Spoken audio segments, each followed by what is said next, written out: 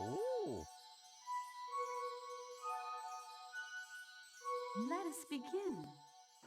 Let's begin.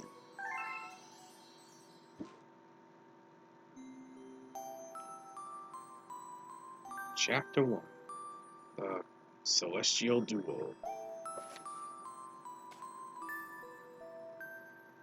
Our story begins a very, very long time ago with a young girl. One day, this girl spotted a rusted spaceship holding a small star child. What's your name? Are you lost? The girl asked the star child. Uma, I'm waiting for Mama. She's coming for me on a comet, said the star child who had been waiting day and night.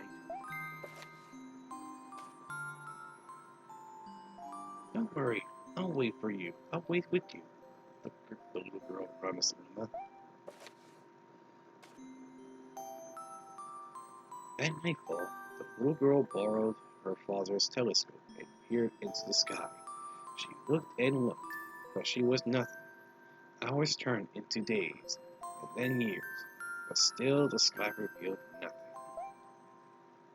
Finally, the little girl sighed and said to Luna, if we stay here looking much longer, I'll be an old lady soon. But then she had an idea. Why don't we go out there and find your mother ourselves?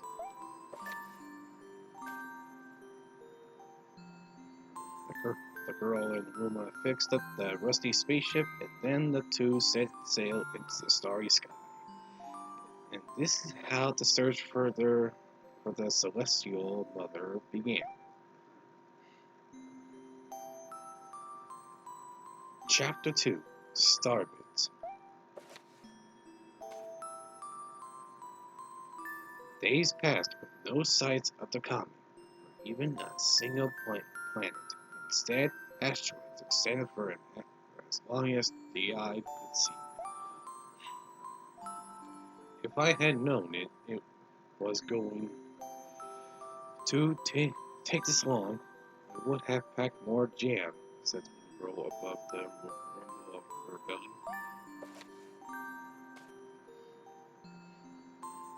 Before they left, she had packed all the incentiles, telescope, butterfly net, butterfly net, stuffed bunny, bread, milk, jam, and appropriate flavored tea.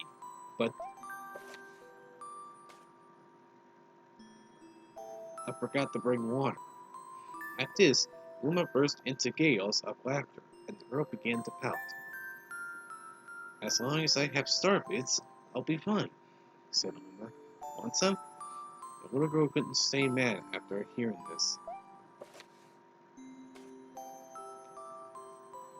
Luma continued to laugh, and the girl couldn't help but join in. Alright, maybe just a nibble. Leaning far out of the ship, the pair began to collect starbits with the girl's net. They almost fell out a few times, but they kept on collecting. The starbits tasted like honey. Chapter 3. The Comet.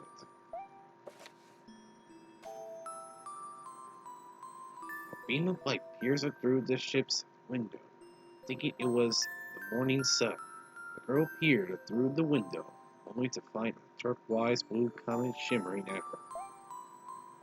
The little girl shook the sleeping Luma awake and shouted excitedly, We have to get to that comet. The pair descended on the comet and found that it was made of ice. They looked high and low, but Luma's mother was nowhere to be found. Exhausted, the little girl sat down with a flop, uttering unable to take another step. Look!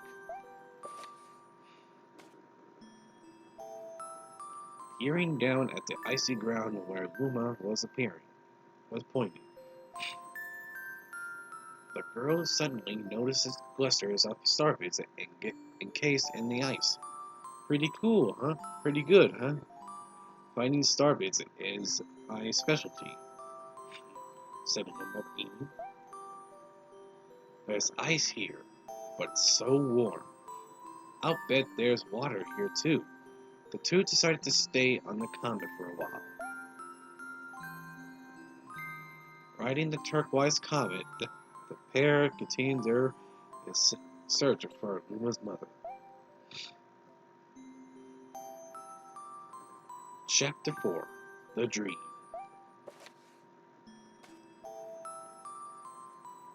One night, the girl dreamed about her own mother. Where are you going? She asked her mother's retreating back. Without turning, her mother replied, Don't fret, dearest. I'm not going anywhere. I'm always watching over you, like the sun in the day and the moon in the night. A wave of sadness washed over the girl.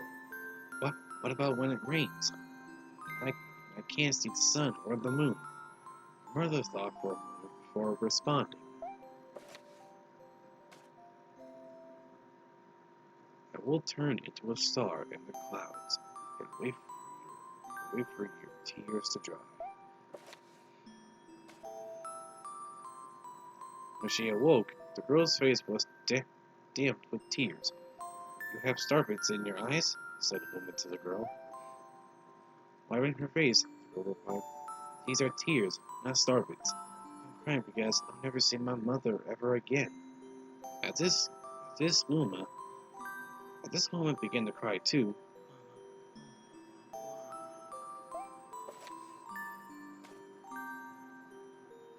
The pair traveled through the starry skies, and though they encountered many other comets, not one of them for Luma's mother. Luma was despondent. Now, Luma, the rain clouds won't go away if you keep crying, the girl said. Giving Luma a squeeze, I'll give you a present if you stop. The girl closed her eyes and said gently, I'll take care of you. With these words, she felt a small spark in her heart. Chapter 5 Home.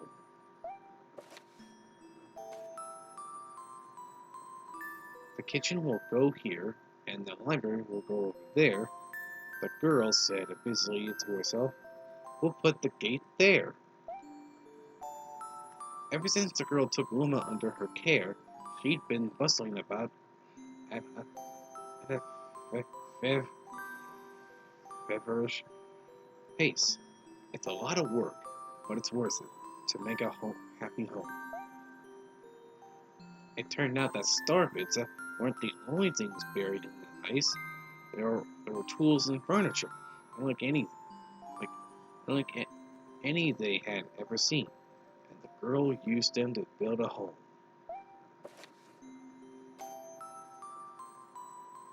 Looking at the completed house, Luma remarks, Don't you think it's awfully big for just the two of us? With a library, bedroom, kitchen, a fountain, and gate, it was certainly spacious. But still, something seemed to be missing. If only my father, brother, and mother were here, the girl said wistfully. Indeed, the house was too large for its two small residents. That night, clutching her favorite stuffed bunny up close to her heart, the girl fell asleep in the starship.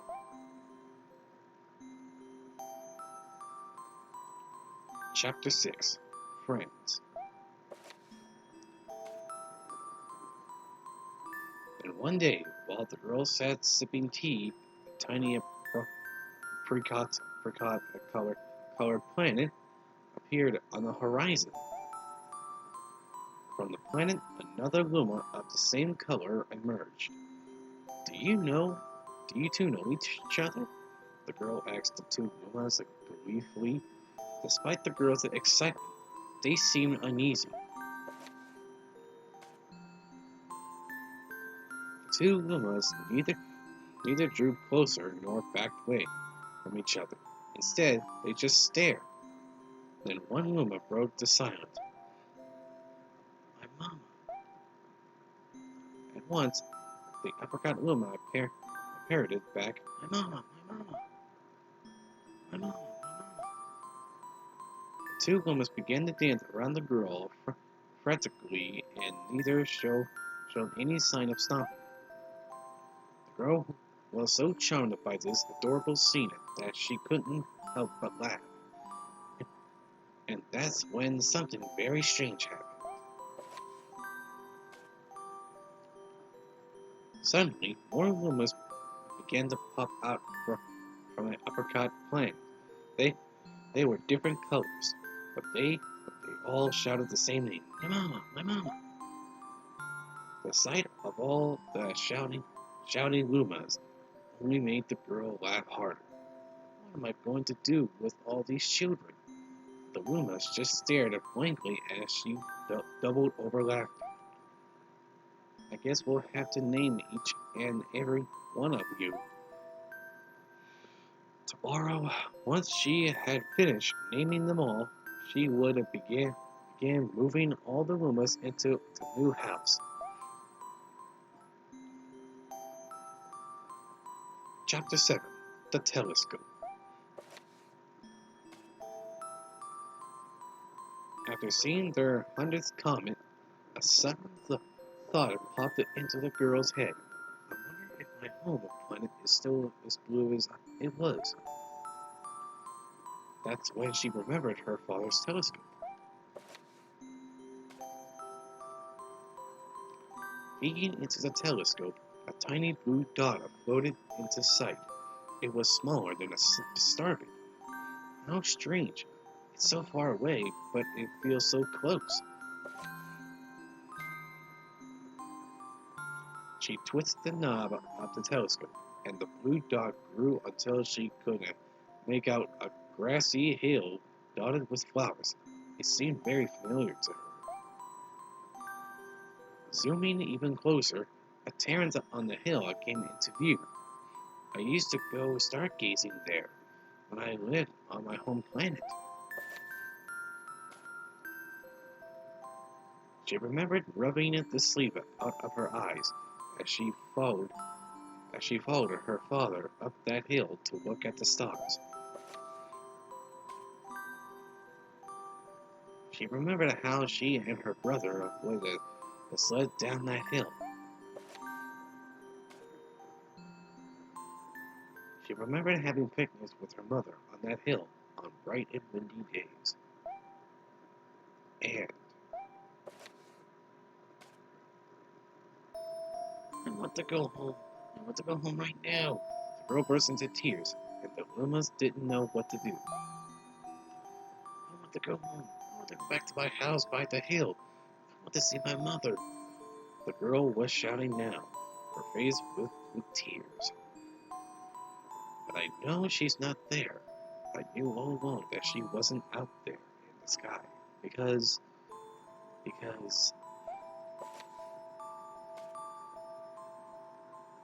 she's sleeping under the tree on the hill.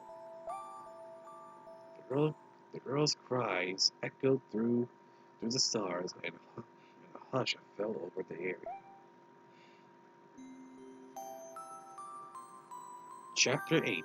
The Wish.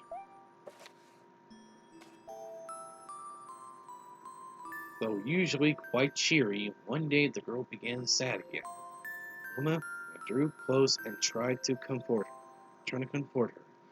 Mama, you still have me. Don't be sad about your mama.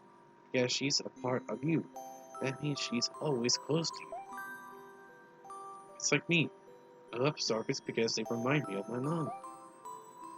No, the girl said, unable to stop the tears.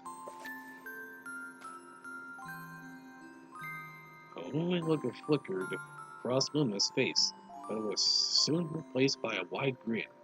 I have an idea. I will transform into a comet, and a soaring comet that can carry you all on this journey. that, Luma, trailing a band of white, soared high into the sky, just as quickly started to plummet back down. Kaboom! Kablam! The ground shook and the bright light poured out of the crate that the Luma hadn't created.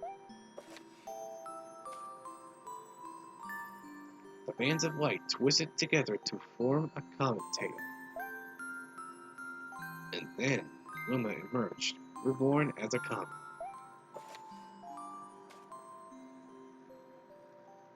The girl could scarcely believe her eyes. But how? She kept asking.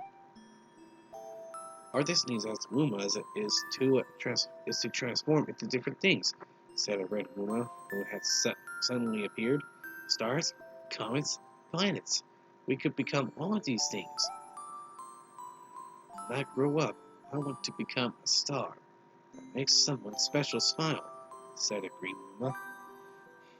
The blue Luma chimed in. That Luma turned into a real cutie of a comet, didn't he? All of the Lumas together said, "No more crying, Mama." "Thank you," said the girl in a whisper, and she pulled the Lumas close and hugged them. From that day on, starbits no longer fell from the girl's eyes.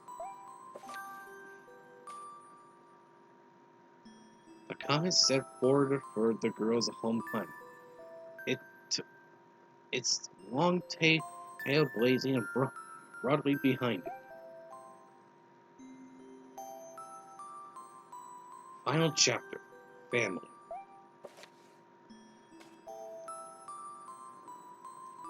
With its many lumas and telescopes, the comet was quite a sight to behold. The girl and the lumas that were proudly to call it home.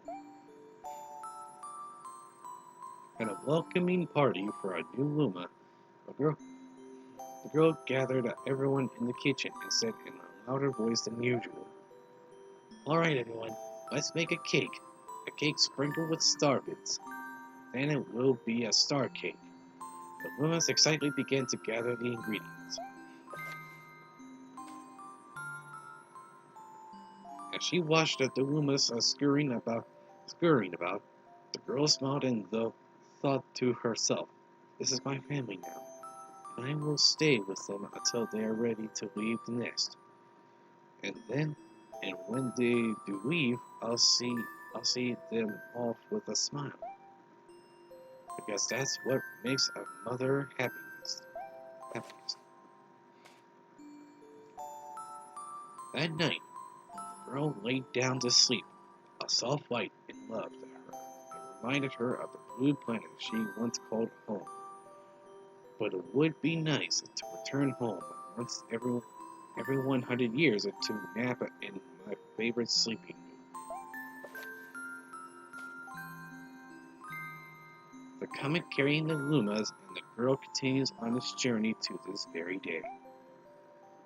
With more family members until that can be count, it stayed that the comet visit the girl's home on planet once every 100 years. It's proud of white tail glittering in the sky. The end. That's all. That's all. My story is finished.